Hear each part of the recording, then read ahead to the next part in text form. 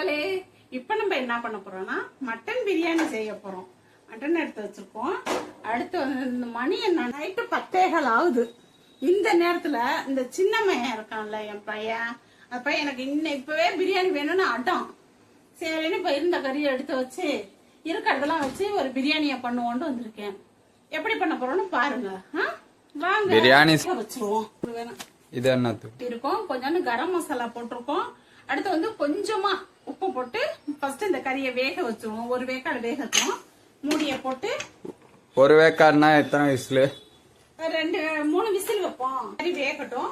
கறி வேகிறது வரலாம் பிரியாணிக்கு என்ன தேவையோ வெங்காயம் தக்காளி எல்லாம் நறுக்கி வச்சிருவோம். ஓகே, நறுக்கிட்டு உங்களை மறுபடியும் வீடியோ என்ன ஸ்பீடா இந்த பாரு எவ்வளவு மெலிசா வருது. பரவாயில்ல, ஓகே ஓகே, சூப்பர். சரிடா, பண்ண முடியுமா? கெஸ்ட் சொன்னாங்களா? அவங்க கெஸ்ட் இல்ல, நான் சொல்ல மறந்துட்டேன். அடுத்து வந்து கொஞ்சம் நெய் ஊத்திக்குவோம். கொஞ்சமா ஊத்திக்குவோம், அப்புறமா ஊத்திக்குவோம். ஓகே, நெய்யை கொஞ்சம் ஊத்திக்குவோம். ரொம்ப பொரிச்சுக்கணும். ஓகே, வதக்கிக்கணும். பொரிக்க கூடாது, வதக்கிக்கணும். இப்போ வந்து நம்ம ஏலக்காய், பட்டை, கிராம்பு இது மட்டும்தான் நம்ம போடுறோம். போட்டுட்டு வந்து பொரியும் போதே அது ஏலக்காய், பட்டை, கிராம்பு பொரியும் போதே வெங்காயம் போட்டுடணும். சவுண்ட் வந்துருச்சு. ஜாலி ஜாலி ஜாலியா?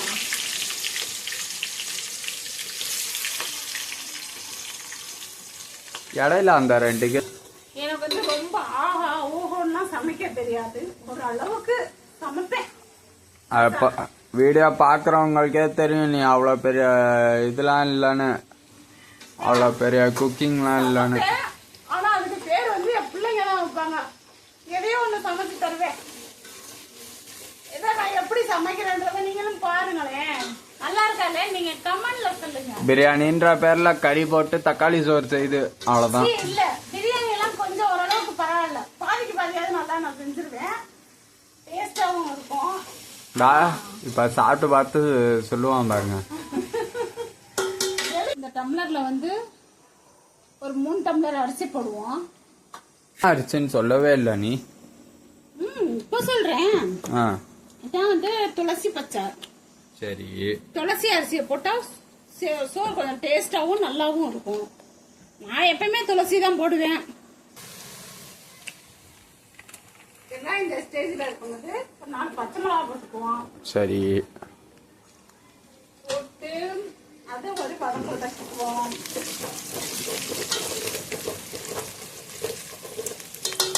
அதுக்கிட்ட கொஞ்சம் வதங்கட்டும். சரி.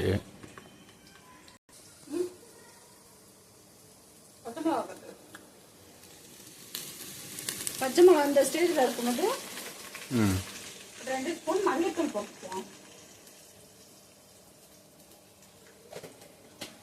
எல்லாமே சொல்ற ஒண்ணு இத்தனை ஸ்பூனுன்னு, ஆனா கொஞ்சம் எக்ஸ்ட்ரா தான் போடுது. இல்லடா, எனக்கு என்னமோ கையில ஜாஸ்தியா போயிடும். இது பண்ணி போட்டேங்க, அதனால அப்படி இருக்கிறோம்.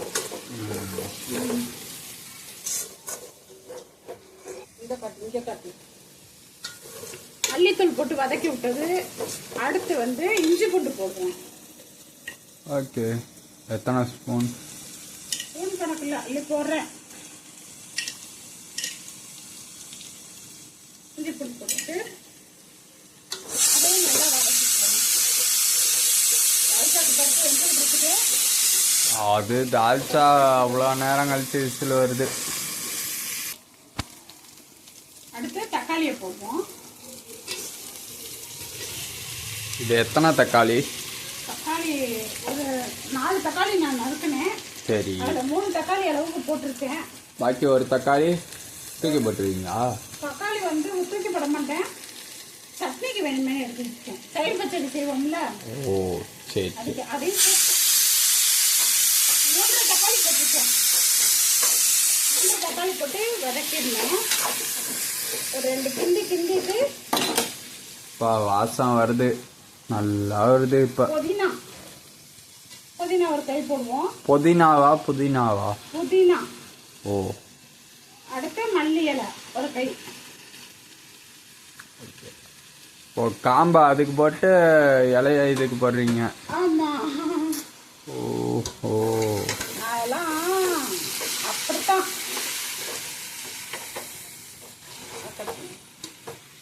போட்டு கிண்டு இதெல்லாம் ஸ்பீடாக போட்டுருக்கோம். இந்த ஸ்டேஜில் கொஞ்சம் கரம் மசாலா போடுவோம். சரி, அதையும் கிண்டுவோம்.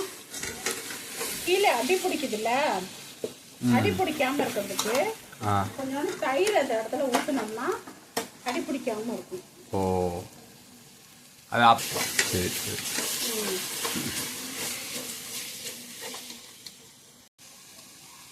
இப்போ வந்து ஒரு 1.5 ஸ்பூன் மிளகாத்தூள் போட்டுருவோம். அடுத்து இது போட்டு கிண்ட வேண்டியதுதான். இப்போ வந்து இந்த கறி வெந்த கறியை நம்ம ஓப்பன் பண்ணி பார்க்கலாம்.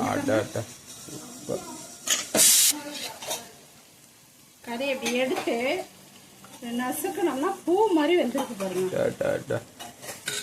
இப்படி இருக்க ஸ்டேஜில் சரி இதை எடுத்து இது போடணும். கறியை மட்டும் வடிகட்டி எடுக்கணும். கறி தண்ணியை வந்து உரத்தண்ணி ஊற்றுவோம்ல, அப்பதிக்கு ஊற்றிட்டு வந்துருக்கோம். பிரியாணி ரெடி ஆயிடுச்சு. இப்போ நம்ம 3 டம்ளர் அரிசி போட்டிருக்கோமா? ஆமா. 2 டம்ளர் 2 செம்பு. இதுல 2 செம்புக்கு வந்து தண்ணி ஊற்றுவேன். சரி, ஒரு டம்ளர். அதுல 1 டம்ளர்னா இதுல ஊற்றணும்னா 1 டம்ளருக்கு 2 டம்ளர் தண்ணி பிடிக்கும் இந்த செம்பு. அந்த கறி வெந்த சூப் இருந்துச்சுல்ல, அந்த சூப் அப்படி கணக்கு பண்ணி அதையும் நம்ம ஏன் 3 டம்ளர் அரிசிக்கு 2 டம்ளர் தண்ணி சொன்னேன்னு சொன்னா, அரிசியை நம்ம ஊற வச்சிடறோம்ல, ஊற வச்சதுனால தண்ணி கொஞ்சம் கம்மியா இருந்தாதான் சோறு பதமா இருக்கும். இல்லைன்னா சோறு அதுக்கு கரெக்டா வச்சோம்னா சோறு வந்து குழஞ்சு போயிடும். அதுக்கு தான். சரி சரி. இப்போ வந்து கல் உப்பு போட்டுக்குவோம். நம்ம சொத்துக்கு உண்டான மாதிரி கல் உப்பு போட்டுக்குவோம். நம்ம கறியில வேற உப்பு போட்டிருக்கோம்ல, அதுக்கு தகுந்த மாதிரி சாப்பாடுக்கு தகுந்த மாதிரி உப்பு போட்டுக்குவோம். போல கொதிக்கட்டும். கொதிச்சதுக்கு அப்புறம் அரிசி போடுவோம். அது வரைக்கும் மூடி வச்சிடணுமா? ஆமா. கொதிக்க எவ்வளவு நேரம் ஆகும்? கொதிச்சு சீக்கிரம். தயிர் கொஞ்சமா ஊத்தணும்ல, இப்ப கொஞ்சோண்டு தயிர் ஊத்திடுவோம். ஓகே. எலுமிச்சம்பழமா எடுத்தேன், அது ஒரு பழத்தை எடுத்து புளிஞ்சு ஊற்றுவோம். ஏன் புளிக்கிறாதுக்கா? புளிக்காது, டேஸ்ட் கொடுக்கும். அப்பதான் லெமனும் தயிரும் போட்டோம்னா சோறு வந்து சீக்கிரம் கெடாம இருக்கும். நாளை மத்தியானம் வரையும் வீணா போகும் இருக்கும். சொல்லு. கொட்டி முடிச்சதுக்கப்புறம் வீடியோ கொட்டி முடிச்சோடனே வீடியோ எடுத்தியா? கிண்டிட்டு அரிசி வேகட்டும்.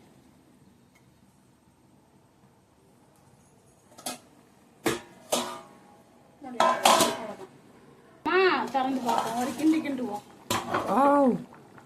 கும்முன்னு இருக்கு வாடை. கும்முன்னு இருக்கா? சூப்பரா இருக்கா? வாங்கடா. பாக்குறதுக்கு வாசம்லாம் நல்லா இருக்கு. டேஸ்ட் இருக்கணுமே. இருக்கும்.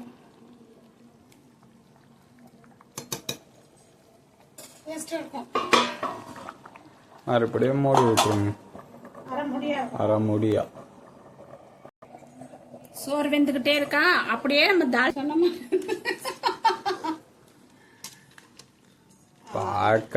பாக்குறதுக்கு வாசம்லாம் நல்லா இருக்கு. டேஸ்ட் இருக்கணுமே. இருக்கும்.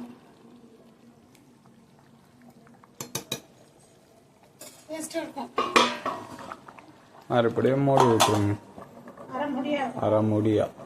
இப்போ சோறை கிண்டி விட்டோமா, கிண்டி விட்டு அப்படியே சோத்தை தம்மு வச்சிருவோம்.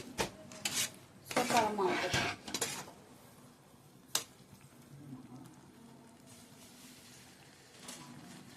அப்படியே மூடி விட்டு முடிஞ்சு. இப்போ வந்து நம்ம நெய் கொஞ்சம் ஊற்றுவோம். நெய் ஊற்றி தம்மை உடச்சி விட்டுருவோம்.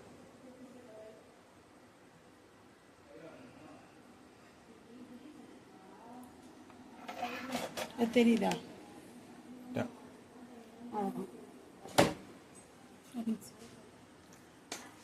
உடச்சு விடு. இதெல்லாம் ஸ்பீடா போட்டு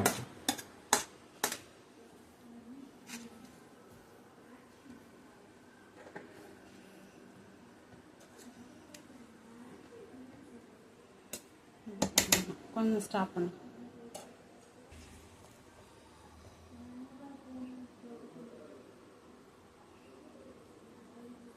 சோறு எப்படி 1க்கு 3 செம்புக்கு 3 டம்ளருக்கு 2.5 டம்ளர் செம்பு தண்ணி ஊற்றுனதுக்கு கரெக்டாக இருக்கா?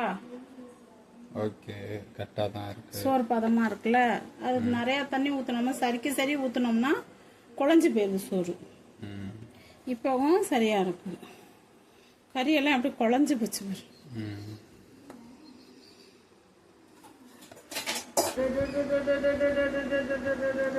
அனிருத்தை விட்டு பிஜிஎம் போடுங்கப்பா.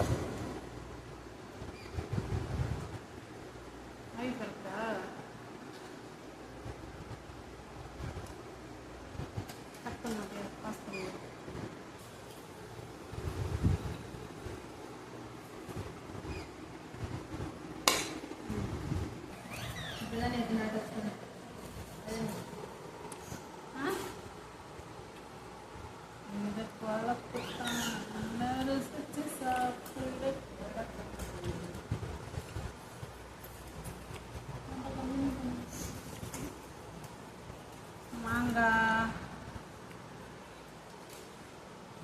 கத்திரிக்காய் தாளிச்சா அப்படியே எண்ணெயை கட்டணும்.